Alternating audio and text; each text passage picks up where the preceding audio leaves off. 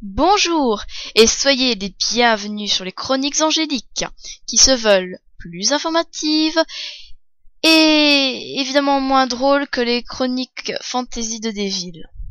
Je me présente, je suis Angela Yumu et je suis passionnée par l'univers des jeux vidéo, des films, des séries, en fait tout ce qui touche à l'imaginaire. Je suis plutôt une idéaliste qui se brûle facilement les ailes face à la réalité. Mais passons. Nous allons commencer une série d'épisodes sur un univers qui me tient à cœur. Le monde très sombre et mystérieux qu'est Half-Life. Je vais commencer par vous présenter l'histoire, sûrement plusieurs épisodes de cette trépidante aventure. Tout d'abord, un rapide topo sur les personnages s'impose. Gordon Freeman, docteur en physique, héros de Half-Life. Alyx Vance, fille du docteur Ellie Vance, importante pour la rébellion plus tard. Le docteur Kleiner et Ellie Vance, anciens collègues de Gordon. Barney Calhoun, ancien garde de sécurité de Black Mesa, le cartel, organisation extraterrestre dont la Terre est sous le joug. Et enfin, le mystérieux G-Man, dont nous ne connaissons quasiment rien pour le moment, si ce n'est qu'il ne serait l'employeur de Gordon Freeman.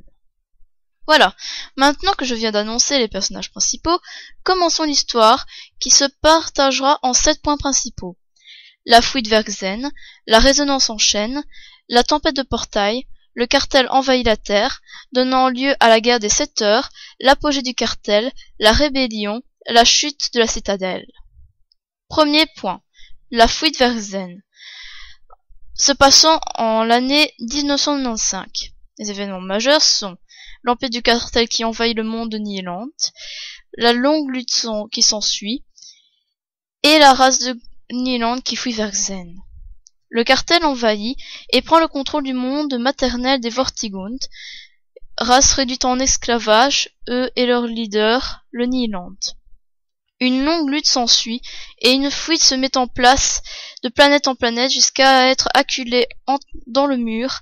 Ils finissent par atterrir sur le monde aux frontières de Xen, où ils attendent leur mise à mort. Pendant ce temps, sur Xen, Gordon étudie au MIT et les expériences sur la téléportation se mettent en place sous la direction d'Ellie Vance et d'Isaac Kleiner. Les recherches sur le monde de Xen suivent leur cours. Et chez Aperture Science, principal concurrent de Black Mesa, développe sa technique de téléportation propre en parallèle avec Black Mesa. Il dispose de plusieurs succursales et d'un navire d'expérimentation, le Borealis. GLaDOS, une intelligence artificielle basée sur le transfert d'une conscience humaine dans un ordinateur, est rendue opérationnelle dans l'un de leurs centres d'enrichissement. 2. La résonance en chaîne. Année 2000. Les événements majeurs. La résonance en chaîne activée par le G-Man. Le cartel s'en rend compte. Nihilant est vaincu. La destruction de Black Mesa. Et enfin, Gordon survit et est embauché. Pendant ce temps, Gordon est placé en stase. Le G-Man sélectionne un cristal bien spécifique qui provoquera, allié à l'appareil d'analyse du G-Man, du laboratoire des matériaux anormaux de Black Mesa, une déchirure dans l'espace-temps via une résonance en chaîne. Nihilant y voit une échappatoire à l'empire du cartel. Les créatures de Xen vinrent faire un tour sur Terre pour voir, et les forces spéciales de combat en milieu hostile eurent pour mission d'éliminer tout ce qui était entre deux feux, y compris les scientifiques, évidemment, pour que l'histoire ne s'ébruite pas. Pendant le temps de la catastrophe, Gordon, dans sa combi HEV orange, attire l'attention du G-Man par sa capacité de survie face aux Xéniens et aux Marines. Admiration à son apogée lorsque celui-ci arrive sur Xen et vainque le Nihilant. La suite est simple, Black Mesa est vaporisé dans une explosion nucléaire, vue dans la donne Opposing Force, seuls quelques survivants sont à noter.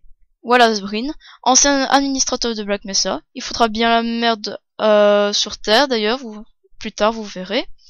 Barney Calhoun, un garde de sécurité, Isaac Kleiner, scientifique reconnu de Black Mesa, le docteur Ellie Vance et sa fille, Alyx Vance qui est d'ailleurs surveillé par le G-Man et qui semble avoir été sauvé par celui-ci à Black Mesa.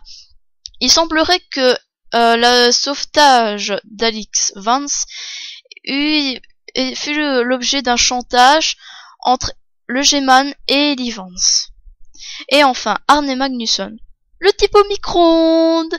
C'est oui, c'est lui que vous enquiquinez avec le micro-ondes dans Half-Life 1 si vous y avez joué, souvenez-vous, ou regardez des let's play. Et le dernier point, l'embauchement de Gordon. À la fin de Half-Life 1, G-Man, impressionné par la capacité de Gordon Freeman à la survie, lui propose un choix en deux points. Soit obtenir un combat dont il ne sortira pas vainqueur, soit travailler pour lui. Half-Life 2 assume ce deuxième choix. Il est ensuite envoyé dans un slow time warp. Comprenez que Gordon Freeman est mis en pause. Tout ça en attendant d'avoir besoin de ses services à nouveau. C'est pas très français ce que je viens de dire, tant pis, c'est pas grave. Alors, ce fut la fin de la partie 1 de l'histoire d'Half-Life 1. Je vous invite à vous abonner à la chaîne, à regarder les autres chroniques, s'il y en existe d'autres au moment où je parle. Et je vous remercie d'avoir bien voulu voir cette chronique de ma part. Je vous remercie. Au revoir.